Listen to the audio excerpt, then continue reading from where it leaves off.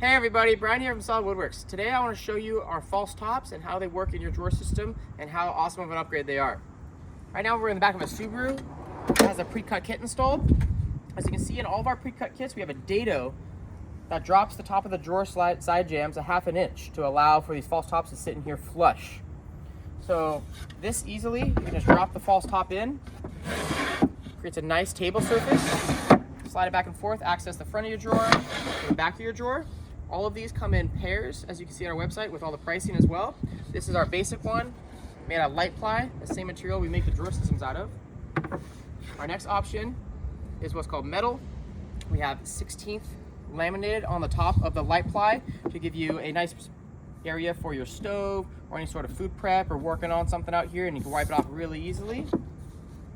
Our most popular is our bamboo, which has an integrated drip tray for obviously prepping food and getting lunch ready and whatnot. All of these fit right into your drawer system. They come in pairs, and you find all of our pricing on our website.